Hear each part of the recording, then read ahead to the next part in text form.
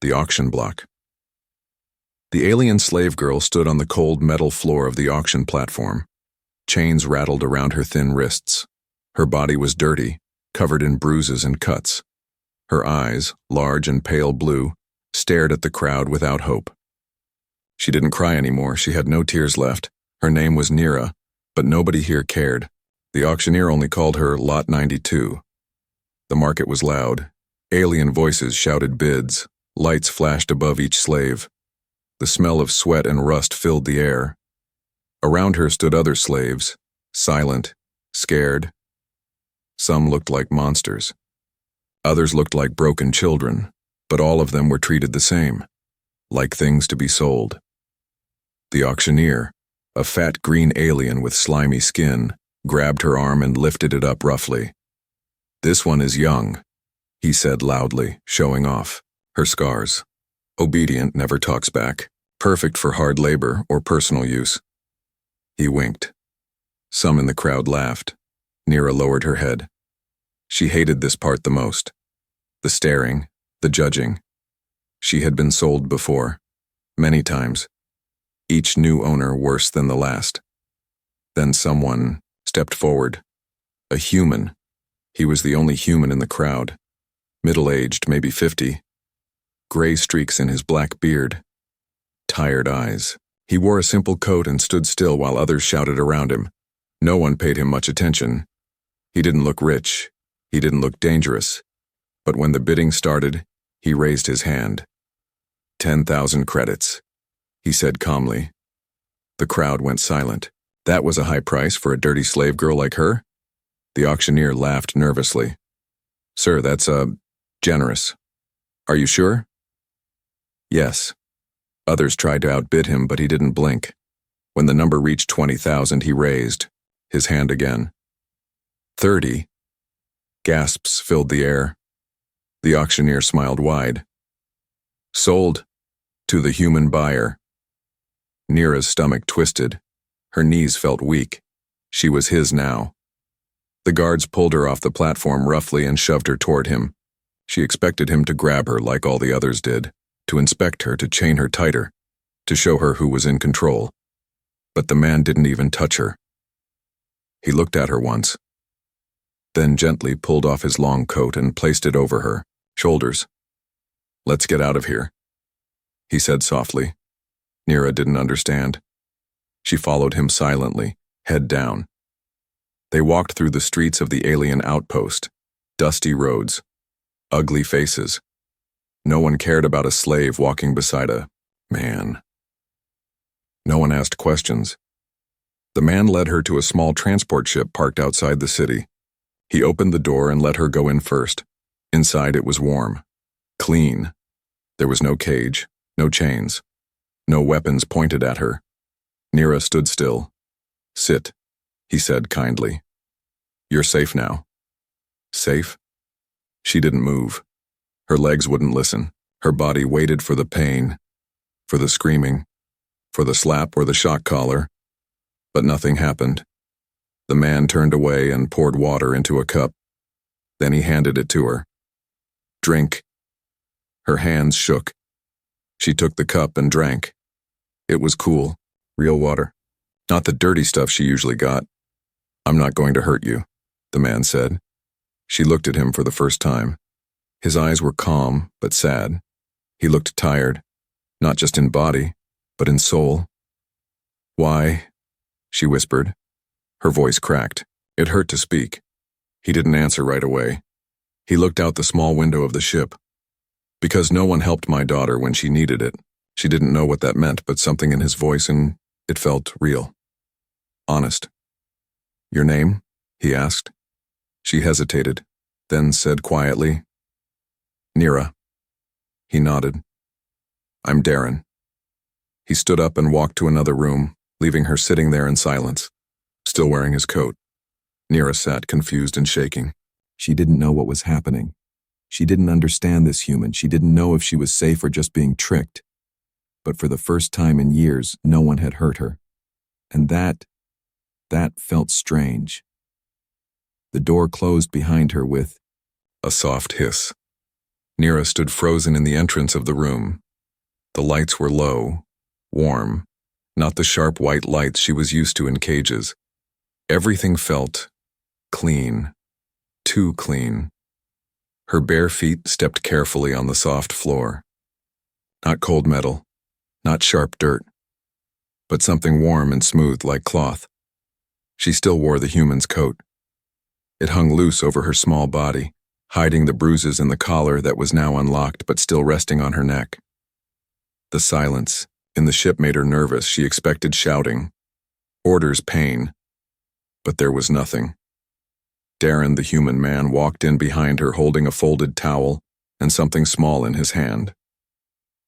"You'll feel better after this," he said quietly. He placed the towel on a chair and opened a door. Steam floated out. It was a shower. She had only seen them in the homes of the rich. Slaves were hosed down like animals. There's soap, clean water.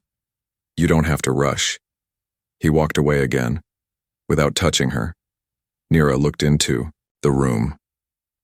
Warm air brushed her face. She stepped forward slowly. Inside was a stall with glass walls, buttons, and a mirror. She caught her reflection. A thin, scared creature stared back. Her long, tangled white hair was dirty. Her skin was gray, with dust and blood. Her eyes, once bright, were dull and tired. She stepped inside and pressed the button like she had seen others do. Hot water rained down. She gasped and almost jumped out. It wasn't painful like the hoses. It was soft, gentle. She stood still and let the water run down her skin. And then, something happened she didn't expect. She cried, not from pain, but from confusion, from shock, from the strange warmth, not just of the water but the moment. She washed. She scrubbed every inch of her skin again and again. Dirt poured down the drain like black rivers. She washed her hair. She scrubbed her fingers until they were pink. When she stepped out, her body felt new, light, like she had shed old skin. She wrapped herself in the towel and looked around. There was a clean robe waiting on the counter. She slowly put it on. Soft, real fabric, not the rough slave clothes. When she came out of the bathroom, Darren was sitting at a small table with 2 plates of food. He stood up when he saw her, not saying anything about how different she looked. He just smiled a little. "Hungry?" She didn't answer, but her stomach growled loudly. She hadn't eaten real food in weeks. He didn't laugh at her. He just pointed to the chair. She sat. The plate had warm bread, small pieces of cooked meat, and some kind of vegetable. She waited. In the past, food was thrown to her like trash. She didn't know what to do when it was given politely. "Go ahead," he said. She picked up the bread first. Her hands trembled. She took a bite. It was soft and sweet. She ate slowly, watching him, waiting for the trick, waiting for pain to come. But he just ate his own meal quietly. No words, no threats. After the meal, she looked at him and asked, "Why are you doing this?" He looked up from his cup and paused. "Because someone should have done it for her." "Her?" "My daughter," he said. "She was taken. Years ago. No one saved her. I couldn't find her in time." Nira said nothing, but she listened. Darren stood and took the empty plates. He placed them in a small machine and turned to her. "You can sleep in the bed tonight. I'll rest in the cockpit." Nira blinked. "You're giving me a bed?" "Yes." "You're not going to chain me?" "No. Not even check if I run away?" "You're free to go," he said calmly. "But you're also free to stay." He left her alone again. Nira sat in the quiet room. Her eyes scanned the space. No traps, no cameras, no control collars. She walked slowly toward the bed. It was clean, with a soft blanket and pillows. She sat on the edge, then laid back gently. It felt like clouds. She stared at the ceiling for a long time. She didn't know this man. Didn't trust him yet, but tonight she would sleep without fear, and that was something she never thought possible. The ship hummed gently through the night. Outside the window, stars drifted like slow sparks across a black sky. Inside, the small room was quiet, warm and dark, except for the soft blue light above the bed. Nira lay still under the blanket, eyes wide open. She had never slept in a bed before. Not like this, no chains, no cold floor, no barking orders or kicks in the ribs to wake her. Just silence. And that silence was scary. Her fingers gripped the blanket tightly. Every few minutes, she sat up listening, waiting for someone to burst in, waiting for pain to return. But no one came. And slowly her eyes closed. Her breathing became soft. But the peace didn't last. In her dreams, she was back in the slave pens, the auction, the beatings, the collars, the dark rooms with no windows, the stench, the fear. A shadowy figure grabbed her in the dream, yanked her back. No, she cried out in her sleep. Suddenly she sat up, shaking. Her skin was wet with sweat. Her breath came fast. The door opened. Darren stood there. His coat was off, and his hair was a mess from sleep, but his face was calm. Nira panicked and tried to crawl away from him. She slipped off the bed and fell to the floor, heart racing. I didn't do anything, she gasped. I'm sorry. He didn't yell. He didn't move closer. He simply knelt down slowly and placed a blanket on the floor in front of her. You had a nightmare, he said gently. She stared at him, confused. I have them too, he added. She didn't answer. Her breathing slowed. She hugged her knees, hiding her face. Her hands trembled. Darren didn't touch her. He just sat there, quiet, calm. After a long moment, she whispered, Why are you still being nice to me? He looked at her with soft eyes. Because being kind doesn't cost anything. She looked down at her arms. Long faded scars ran along the skin. Some healed, some fresh. She touched one near her shoulder. They didn't like when I spoke, so they hurt me, she said quietly. Even when I was silent, they still found a reason. Darren nodded slowly. Some people are like that. They hurt others because they're weak inside. Nira looked up at him. You're not weak? He smiled a little. Oh, I've been broken plenty of times, but I still choose to help. She was quiet again, then asked something that surprised even herself. Can I tell you something? Of course. She swallowed. Her throat was dry. My real name is not Nira. He raised an eyebrow slightly but said nothing. Nira was a name they gave me, after they shaved my head and threw me in the cages. What's your real name? She hesitated. Sayla. He nodded. Nice to meet you, Sayla. She felt something strange in her chest when he said it, like a small part of her, long buried, woke up again. No one said it in years. She whispered. Then, we'll say it again, as many times as you need, he said. Sayla gave him a long look, still unsure, still guarded, but something inside her began to shift. For the first time in a long while, she felt seen. You should sleep, he said, standing up. Nightmares come and go, but sleep still helps. He walked to the door, but before he left, he looked back. If you need me, just knock. He left the door slightly open. Sayla got back into bed slowly. She pulled the blanket up to her chin and stared at the half-open door. She whispered to herself, testing the name. Sayla, and then she smiled. Just a little. The next morning, she woke to the smell of food. She walked into the small kitchen space. Darren was flipping something in a pan. He wore a simple shirt and seemed normal, like someone's uncle or teacher, not a man who had just bought a slave girl. Hungry? He asked. She nodded slowly. He handed her a plate with eggs and toast. She ate quietly. After a few bites, she asked, Where are we going? He turned and looked out the window. A place that doesn't allow slavers. She blinked. That place exists? Yes, he said. It's not perfect, but it's better than here. Why take me with you? He paused, then said, because I think you deserve a life that belongs to you.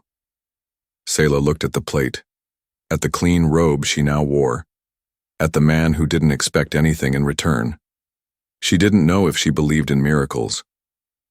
But this felt close.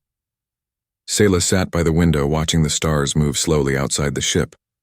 Her fingers touched the metal collar still hanging loose around her neck. It was open now, no longer locked, but it was still there, like a ghost of her past. She could have taken it off days ago. But she didn't. Maybe part of her was afraid that once it was gone, something worse would happen. Or maybe it had become part of her, just like the scars on her back. Darren walked into the room holding a small black case. He placed it gently on the table. I think it's time, he said. Selah looked at him unsure. Time for what? He opened the case. Inside was a small, shining tool. A cutter. Quiet. Precise. Time to take it off, he said. Her hands touched the collar again. It's already open. Yes, he said, but you're still wearing it. She hesitated. Why does it matter? Because it still belongs. To them, he replied. Not to you. He didn't move toward her. He just waited. After a long pause, Selah stood. Slowly, she walked to the table and sat down. Her hair, now brushed and clean, fell around her face like soft silver strands. She lifted her chin slightly. I'm ready, she whispered. Darren picked up the tool and gently pressed it to the back of the collar. There was a small click, a hiss, then silence. He pulled the metal ring free and placed it on the table between them. It was done. Selah touched her neck. Nothing. No weight. No pain. No chain. She looked at the collar sitting on the table. It looked so small now.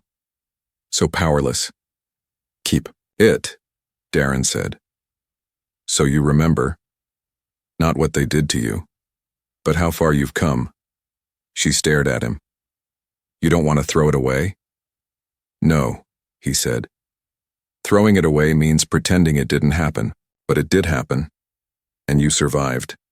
She blinked, then nodded slowly. I think I understand. Darren stood up and walked to the cockpit. The engines hummed louder as the ship entered a new star route. Selah stayed seated. She looked at the collar one more time, then quietly picked it up and placed it inside the case. She closed it gently, like she was sealing a grave. Later she walked into the main cabin. Darren was checking the ship's controls. He looked tired but focused. Where are we now? She asked. Border space, he said. We'll reach the free zone in 2 days. She sat in the chair next to him. Is it really safe there? As safe as it gets, he replied. No slavery, no markets, just people trying to start over. She nodded. I've never had a choice before, she said. You do now. She looked at him. Why did you really save me? Darren didn't speak at first. Then he said, because I've seen too many people suffer while others looked away. You didn't look away. No, he said. I couldn't. Selah leaned back in the chair and closed her eyes. The hum of the ship was calm now, not like the old slave transports. This one felt like it belonged to someone with a heart. To someone who cared. That night, Darren brought her something else, a small box wrapped in cloth. What is this? She asked. Clothes, he said. Not slave rags, not a robe from my storage. These are yours. She opened the box. Inside were simple clothes, a soft shirt, dark pants, a jacket her size, even shoes. Tears filled her eyes before she could stop them. No one's ever given me something just for me, she said quietly. You deserve more than this, Darren replied. But this is a start. Selah nodded, holding the clothes tightly against her chest. Thank you, he smiled. Sleep well, Selah. Tomorrow, you begin again. As she lay in bed that night, the collar was gone from her neck. Real clothes waited beside her. A name, her name, was hers again, and for the first time, she felt something strange. She felt hope. Not a dream, not a lie, but real, quiet hope, the kind that starts small, but grows strong. The stars outside the ship looked like quiet candles in the dark. Selah stood in front of the small mirror, brushing her hair slowly. It was silver, soft now, no longer tangled or filled with dirt. The clothes Darren gave her fit perfectly. Simple, but clean. For once she looked like a person, not a slave, not a thing. A soft knock came at the door. She turned. Come in. Darren stepped inside, holding 2 mugs of warm drink. It's cold in this part of space, he said. He handed her one. Thank you, she said, then paused. For everything. Darren smiled. You don't need to thank me, Selah. She held the cup close, letting the steam warm her face.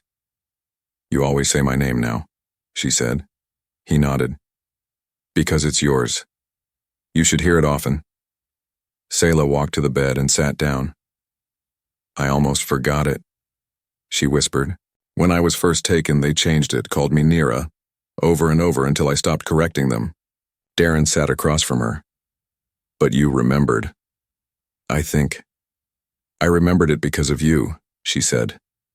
You asked for it. You waited. Because names are powerful, he replied.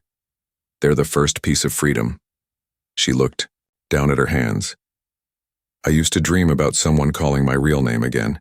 In the dark, when I was alone, I'd whisper it to myself, just so I wouldn't forget.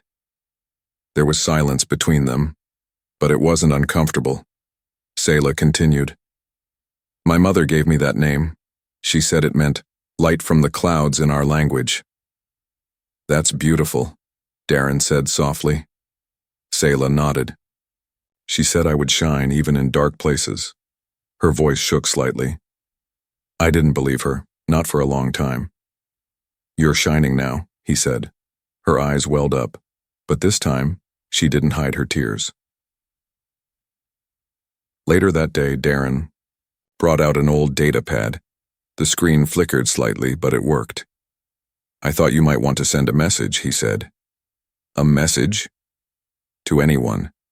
Maybe someone back home, if there's anyone left. Selah held the pad carefully. She hadn't seen one since before her capture. I don't know if they'd even be alive, she said. Maybe, he said. But maybe they are. She looked at him. Would you help me write something? Of course. Together they sat, at the table. Selah stared at the blank screen, unsure. What do I even say? She asked. Say your name. Say you're alive. That might be enough. She took a deep breath and began typing slowly.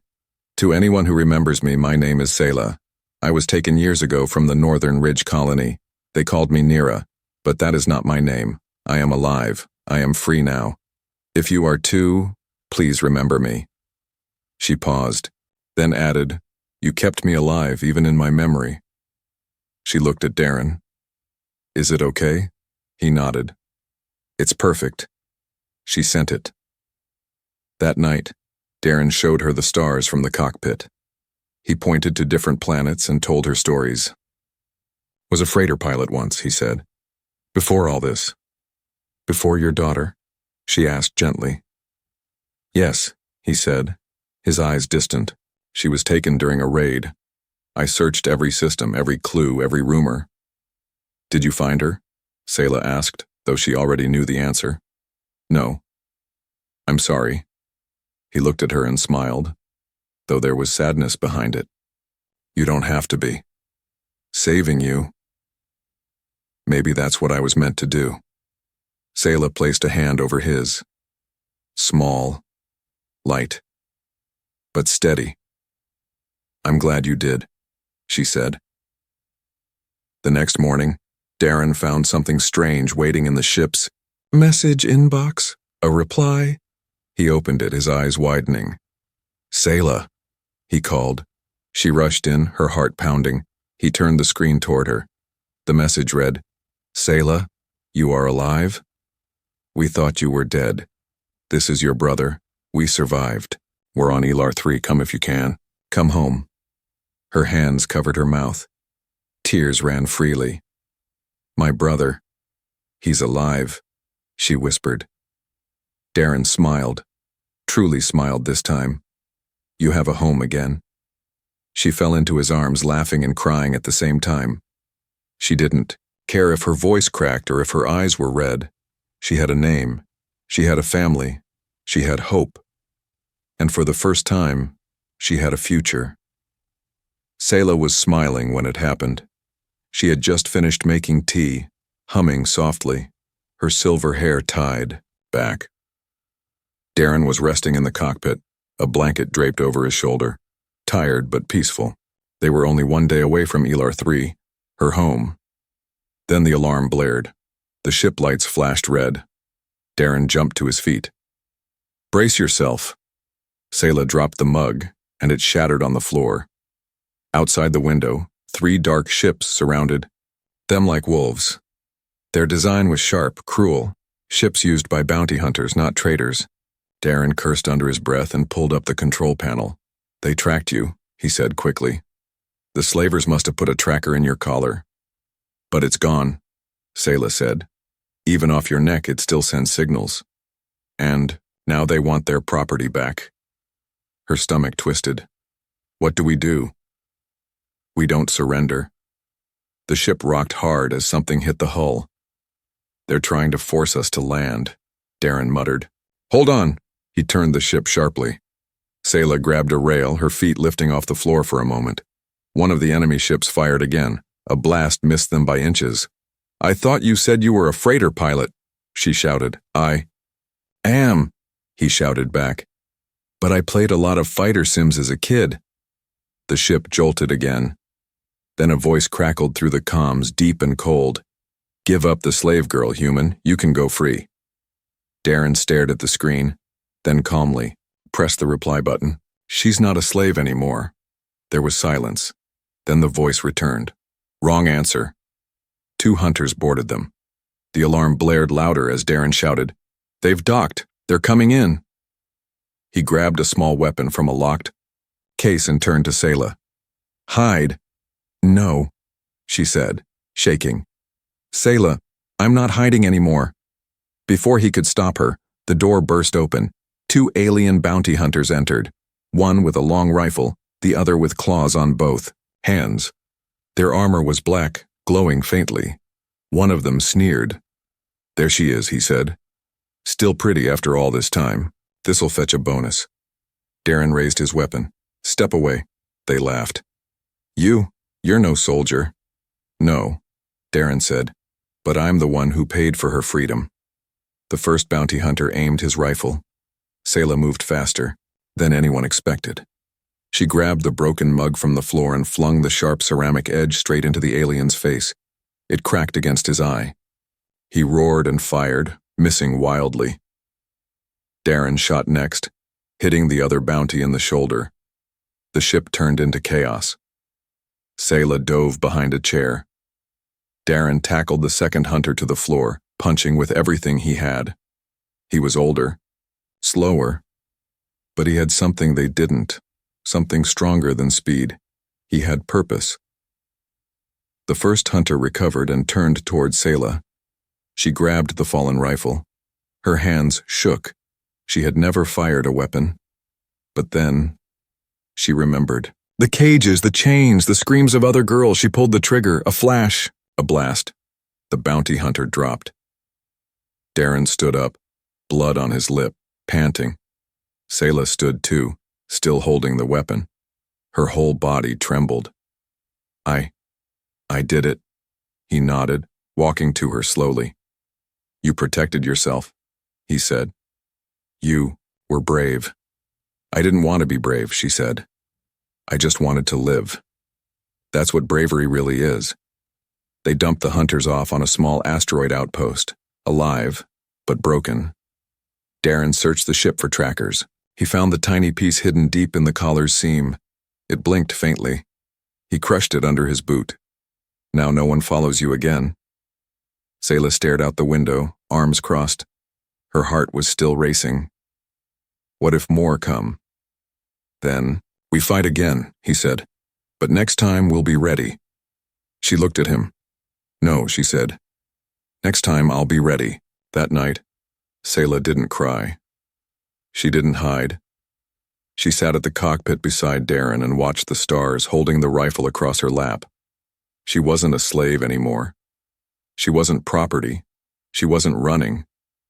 She was standing, fighting, free. The planet Ilar 3 looked peaceful from space. Green forests, silver lakes, and clear skies stretched across the surface like a dream. But Sayla wasn't dreaming. She stood at the ship's window, her fingers gripping the edge tightly. Darren entered. The room behind her. We're here, he said. Sayla nodded but didn't turn. It doesn't feel real. You survived hell, Sayla, he said. You fought back. This is the reward. She turned and faced him. I'm scared. He placed a hand gently on her shoulder. That's okay. But you don't have to do it alone. The landing was smooth. No alarms, no bounty hunters, no slavers. Just the soft hiss of the ship touching down on a quiet field. A small crowd had gathered by the trees. Some farmers, some settlers, a few guards, and one man stood at the front. He had Sayla's silver eyes. His hair was dark, short, and a little messy. When he saw her, his mouth fell open. Sayla, he whispered. She stepped forward. Nail? He ran to her. She dropped her bag and met him halfway. They hugged like children lost in a storm. I thought you were dead, Nail said, shaking. We buried a marker for you. I almost was, Sayla whispered. But someone saved me. She pulled back and looked toward Darren. He stood by the ship, quiet, respectful. This is Darren, she said. He bought me from slavers, but not to own me, to save me. Nail stepped forward and extended a hand. Thank you for giving me my sister back. Darren shook his hand. She gave herself back, he said. I just opened the door. Later, Sayla sat under a tree near the edge of the colony. She watched children play with wooden toys. Birds flew overhead. The wind was soft here. Safe, Nail, sat beside her. You've changed, he said. I had to. I missed you every day. I remembered you every night, she replied. There was a pause. Are you staying? He asked carefully. Sayla looked at the horizon. I don't know, she said. I think I want to help others, like Darren helped me. You want to fight the slavers? I want to free people like me, she said. Girls who forgot their names, boys who live in cages. I remember what it feels like. She looked at him. And now I remember what it feels like to be free. Nail smiled. Then maybe this time, we can fight together. That night, Darren stood by his ship, ready to leave. Sayla walked up to him slowly. You're not staying? She asked. I was never meant to stay, he said. My work's not done. There are more like you out there. She nodded. I want to help. I want to do what you do. He looked at her for a long time. You, sure? She smiled. I was bought once, but never again. And I won't let anyone else be either. He reached into his coat and pulled out a small device, a communicator, old but reliable. Then take this, he said. When you're ready, contact me. I'll come back for you. She took it. I'll be ready. He opened the ship door. Goodbye, Sayla. Goodbye, Darren. She watched his ship rise into the sky. No chains, no cages, just freedom. A month later, a slaver ship landed on a border world, expecting another easy hunt. Instead, they met a fighter with silver hair and a sharp voice. Sayla. She wasn't chained. She wasn't afraid. She had a name, and she had a mission.